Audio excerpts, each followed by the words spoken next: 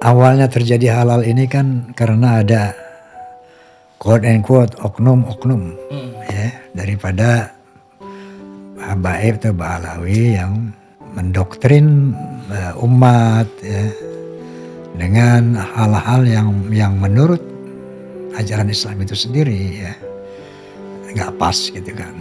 Misalnya kalau nggak mencintai kami sebagai zuriat Nabi nggak akan masuk surga. Sebaliknya kalau mencintai kami walaupun kelakuan kamu kayak apa masuk surga gitu kan.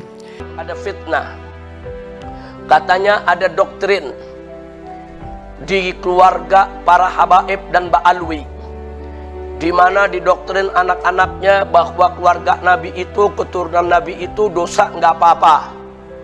Mau berzina boleh, menenggak minuman keras boleh, mau mencuri boleh. Ini fitnah. Jadi sekali lagi, ini sekarang zaman fitnah nih. Apalagi zaman medsos, seenaknya mereka memfitnah. Tidak ada doktrin begitu. Saya tidak pernah didoktrin oleh ayah saya, kakek saya, paman saya, guru-guru saya dari kalangan ahlul bait. Nggak pernah didoktrin. Ente habib, ente turunan Nabi, mau mabok nggak apa-apa, nggak sholat nggak apa-apa, mau zina nggak apa-apa, nggak ada. Saudara, bohong itu kalau ada mengatakan begitu. Nah, jadi jangan sebar fitnah. Ini sekarang zaman fitnah, saudara. Zaman fitnah sampai mereka-mereka yang termakan fitnah itu berani menuduh begitu. Mereka bikin rekaman, saudara. Mereka bilang ini Ba'alwi ini punya doktrin sesat. Anak keturunan mereka didoktrin kalau mereka tuh boleh berbuat dosa. Fitnah. Kalau mereka katakan begitu, siapa Ba'alwinya? Siapa Habibnya? Ustadz yang kurang ajar kepada para habaib. Kenapa kaki Habib yang nakal? Kenapa kaki Habib yang narkoba, yang maksiat, yang nakal, yang kotor dibandingkan kepala kiai yang pakai sorban masih lebih mulia? Kenapa kaki Habib yang maksiat tersebut? Kenapa kaki Habib yang nakal? Kenapa kaki Habib yang narkoba, yang maksiat, yang nakal, yang kotor dibandingkan kepala kiai yang pakai sorban masih lebih mulia? Kenapa kaki Habib yang maksiat tersebut? Wa yutahhirukum tathira, disucikan oleh Allah sesuci-sucinya. Maka kalau nasabnya benar, kata guru-guru kita, pasti dia husnul khatimah. Semaksiat apapun, sesesat apapun, semaksiat apapun, sesesat apapun, maka insya Allah tidak akan meninggal kecuali husnul khatimah. Bahwa isu ini harus dipisah secara adil. Ini bahas nasab atau akhlak. Kalau akhlak nggak ada kaitannya nih. Kalau urusan akhlak dan ada hubungannya dengan penafsiran ayat, ya silakan dikoreksi.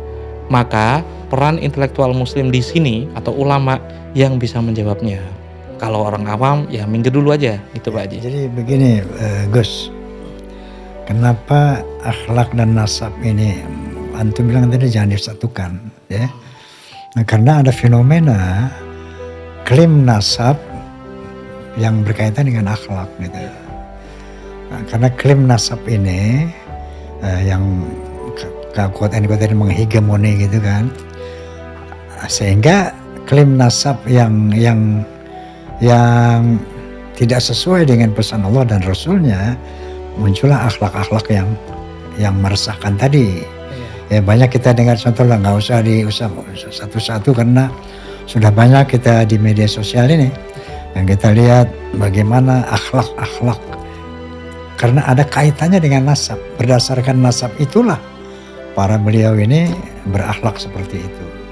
Ada yang menarik ketika melihat podcast Bang Haji Roma Irama yang mengundang Rumail Abbas, sang pembela nasab Habib keturunan Ubaidillah. Dalam podcast tersebut, Rumail yang dalam pengakuannya sendiri beberapa waktu lalu adalah orang yang dikontrak untuk mempertahankan nasab kaum Habib supaya nasabnya tetap tersambung kepada Rasulullah. Dalam podcast Bang Haji kemarin, justru dia sama sekali tidak mengeluarkan tahan sedikit pun untuk mematahkan kajian Kiai Haji Imaduddin Utsman, dan justru lebih banyak membicarakan akhlak bejat kaum Habib keturunan Ubaidillah, yang dia sendiri mengaku dan sependapat dengan Bang Haji Roma Irama bahwa sangat banyak orang-orang Balawi yang akhlaknya bejat luar biasa, serta doktrin-doktrin sesat mereka pun sangat berbahaya jika sampai dipercaya, apalagi diikuti pula oleh umat Islam bangsa Nusantara.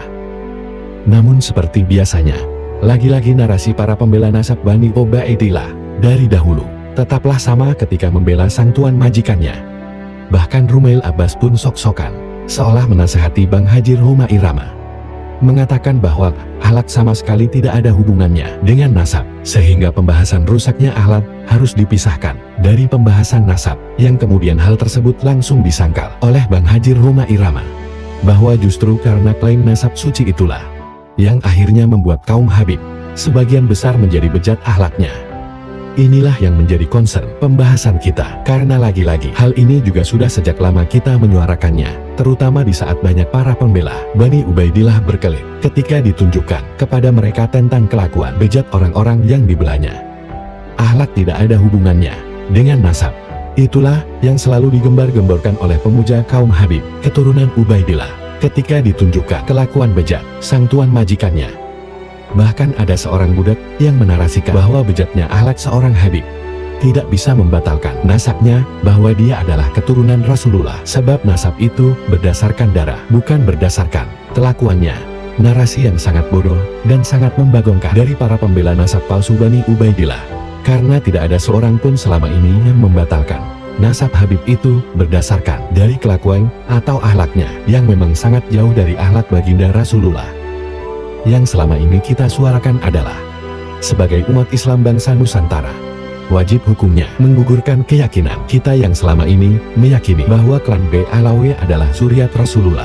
Sebab karena pengakuan kita itulah kaum Habib menjadi manusia-manusia jumawa, hingga berani mewajibkan golongan manusia lainnya untuk memuliakan golongan mereka. Bahkan banyak kaum Habib yang menjadi manusia yang sama sekali tidak takut akan dosa, karena merasa bahwa mereka adalah golongan manusia yang sudah pasti disucikan oleh Allah Ta'ala. Sudah sangat banyak jejak digitalnya, di mana hampir sebagian besar orang-orang B Alawi menyelewengkan ayat tentang Ahlul Bait, dan itu mereka tujukan untuk golongannya. Sehingga karena penyelewengan ayat itulah seorang Novel Al-Idrus berani mengatakan bahwa hanya manusia iblislah yang berani mengkritik kaum Habib keturunan Ubaidillah. Maka jika Rizik Syihab sekarang mengatakan bahwa doktrin-doktrin tersebut hanyalah bentuk fitnah yang sengaja ditujukan kepada golongan mereka, dengan tegas kita mengatakan bahwa Rizik Syihab telah buta matanya dan juga tuli telinganya, sehingga dia tidak bisa melihat dan mendengar betapa banyaknya orang-orang Bani Ubaidillah yang mendoktrinkan hal tersebut di setiap ceramahnya. Ada fitnah, katanya ada doktrin di keluarga para habaib dan ba'alwi, di mana didoktrin anak-anaknya bahwa keluarga Nabi itu, keturunan Nabi itu dosa nggak apa-apa. Mau berzina boleh, menenggak minuman keras boleh, mau mencuri boleh. Ini fitnah. Jadi sekali lagi, ini sekarang zaman fitnah nih. Apalagi zaman medsos, seenaknya mereka memfitnah. Tidak ada doktrin begitu. Saya tidak pernah didoktrin oleh ayah saya, kakek saya, paman saya, guru-guru saya dari kalangan Ahlul Bait. Nggak pernah didoktrin. Ente Habib, ente turunan Nabi, mau mabok nggak apa-apa, nggak sholat nggak apa-apa, mau zina nggak apa-apa, nggak ada. Saudara, bohong itu kalau ada mengatakan begitu. Nah, jadi jangan sebar fitnah. Ini sekarang zaman fitnah, saudara. Zaman fitnah, sampai mereka-mereka yang termakan fitnah itu berani menuduh begitu. Mereka bikin rekaman, saudara. Mereka bilang ini Ba'alwi ini punya doktrin sesat. Anak keturunan mereka didoktrin kalau mereka tuh boleh berbuat dosa. Fitnah. Kalau mereka katakan begitu, siapa Ba'alwinya? Siapa Habibnya? Ustadz yang kurang ajar kepada para habaib. Kenapa kaki Habib yang nakal? Kenapa kaki Habib yang narkoba, yang maksiat, yang nakal, yang kotor dibandingkan kepala kiai yang pakai sorban masih lebih mulia? Kenapa kaki Habib yang maksiat tersebut? Kenapa kaki Habib yang nakal? Kenapa kaki Habib yang narkoba, yang maksiat, yang nakal, yang kotor dibandingkan kepala kiai yang pakai sorban masih lebih mulia? Kenapa kaki Habib yang maksiat tersebut? Wa yutahhirukum tathira, disucikan oleh Allah sesuci-sucinya. Maka kalau nasabnya benar, kata guru-guru kita, pasti dia husnul khatimah. Semaksiat apapun, sesesat apapun, semaksiat apapun, sesesat apapun, maka insya Allah tidak akan meninggal kecuali husnul khatimah. Sebagai bukti firman Allah, wa yutahhirukum tathira. Tapi kalau udah mulai gaya, Habib kok seperti itu, Nah ini. Santri gaya. Ya. Umat Islam mulai gaya, mulai mengkoreksi Habibnya, mulai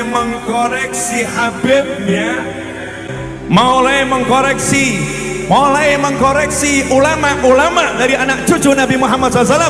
Orang yang seperti itu mirip dengan iblis. Orang yang seperti itu mirip dengan iblis.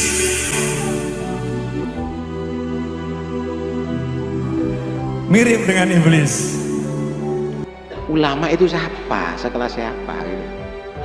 Nah, kita nih kadang-kadang mengatakan ulama yang mana?